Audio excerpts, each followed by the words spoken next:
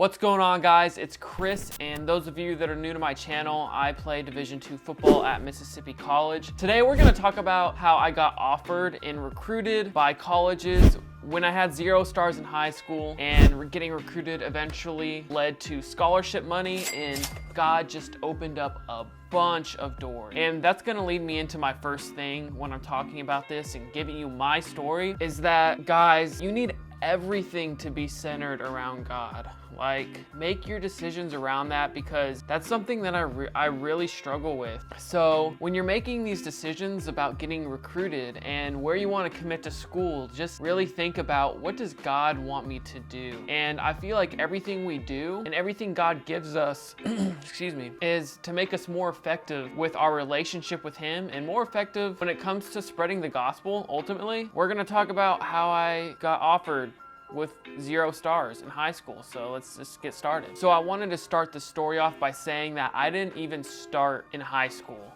my senior year. And I was a good athlete, and I wanted to play running back in college, but I didn't start in the running back position. I started on defense, and I played outside linebacker on defense, and I did pretty well for myself. And Mississippi College actually asked if I wanted to play defense or offense, and I said offense. I guess I wanted the glory of, running the football. So that's just how it ended up working out. So yeah, just adding insult to injury, I didn't only have 0 stars in high school, but I also didn't even start in high school with the position I'm playing now in college. I started on defense, and I actually started on offense in the running back position my junior year. But long story short, guys, I got started over because there was another athlete that was way more talented than I was. And I just kind of had to do the best I could with what the good Lord gave me. God still worked through that.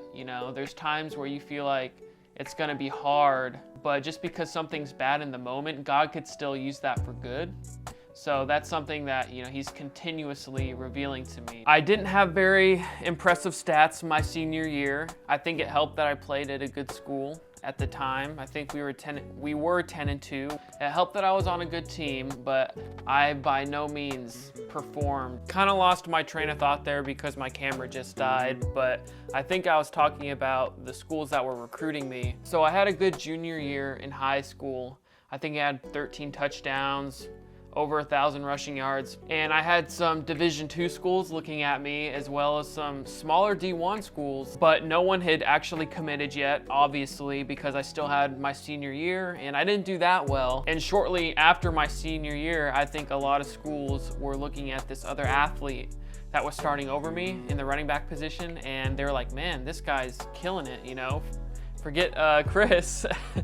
And that's just kind of what happened. I lost a lot of momentum that I had, and I stopped getting recruited by some of these other schools that were really interested in me. Getting heavily recruited by Harding University. It's a school in Arkansas. They're a really good Division II program. So I was left with a few JUCOs and NAIAs that would have been willing to bring me in, and were willing to give me scholarship money, because although I had a underperforming senior year, I think I still showed a lot of potential, and that I could really contribute to where I was at. And so from my perspective, I knew that I had a pretty bad senior year, nothing, collegiate level worthy. And so I was just like, man, I don't know where I'm gonna end up. And like I said earlier in the beginning of the video, I was really trying to center everything around God, and just like, God, where do you want me to be? And really praying about the decision that I was about to make, because first of all, I didn't really have very many choices or very many decisions. So I was like, God,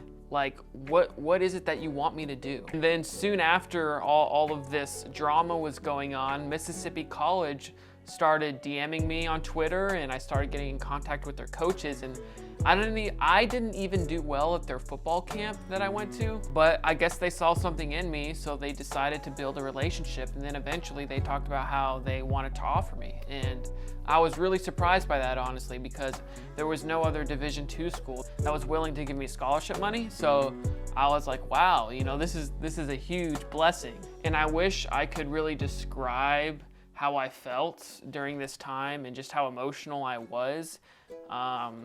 thinking that I was the next big thing, and then how quickly things changed for me. And I wasn't the next big thing anymore. I wasn't really getting looked at. So I was like, oh man, what the heck?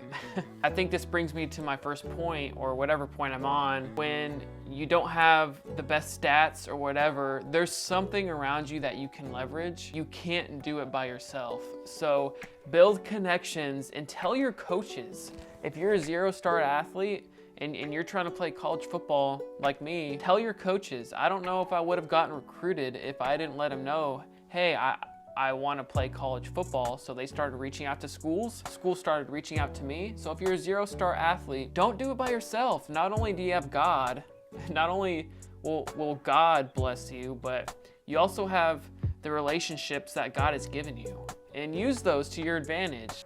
And when I'm being completely honest, I don't have all the answers. I can only speak from my experience, and I guess some of the experiences of my friends. If you are struggling with wanting to play college football, but you don't feel like you're getting the recognition you want, I promise you, praying about it and taking this to God will change your life. And maybe that doesn't mean your next step in life is to play collegiate football.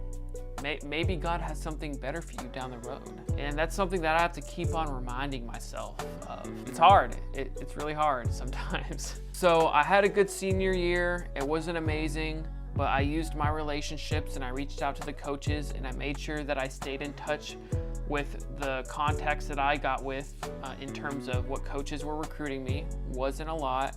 And I did the best I could. And every situation is going to look different for everyone else.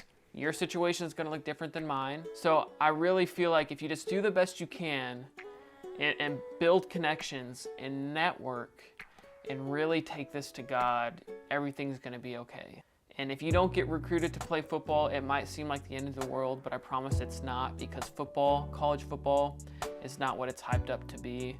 It is really hard mentally, and honestly more mentally than anything, because coaches are bringing in new players and they're trying to improve the team. And it's not like high school where it's kind of like once you're starting, you're good to go. Every year the coaches are trying to make the team better, and in a way they're trying to replace you. And that's how it is. That's how you make your team better. So that's just something to keep in mind is, college football is a business, and it's not everything. If you don't get recruited, pray about it, and I know God's gonna open up other doors. So I hope my story and my experience helped you guys out, because I didn't have much going for me, and maybe you don't as well, but I know God's really gonna take care of you. And I wanted to end off with a scripture. I hope for the few of you that are still watching this video that you guys can get a lot from this. All right, so I'm gonna read this. It's Ecclesiastes 1, and it's verses 12. It's a few verses. It's 12 to 14, so it'll be short. Let's go ahead and read it. I, the teacher, was king over Israel and Jerusalem. I applied my mind to study and to explore by wisdom all that is done under the heavens. What a heavy burden God has laid on mankind. I have seen all things that are done under the sun. All of them are meaningless, a chasing after the wind. So Ecclesiastes really talks a lot about how things can be meaningless that the world has to offer. And football falls into that category. And sometimes we can treat football as an idol. Our relationship with God is what's most important. And God knows what makes us happy, and He wants us to thrive. I truly believe that. But it's when those blessings start becoming more important than God. That's, I feel like, when things can get really hard for us. So the scripture talks about how all the wisdom in the world, everything that we're seeking is meaningless and a chasing after the wind. It's short term, but our relationship with God is long term. So really focus on your relationship with God more than anything. And I need accountability. Y'all need accountability. So let's keep each other accountable. Comment down below anything that you want prayers for. Football's great, and find ways to center that around your relationship with God. So that's gonna end it off for this video. I hope you guys enjoyed. I know it was a little different today, but I hope me getting personal, helps me connect with you guys more. I'm not perfect. If there's some things I missed out, I'm sorry. Maybe we can cover that in another video, but I appreciate you all watching, and I'll see you in the next one. Peace out.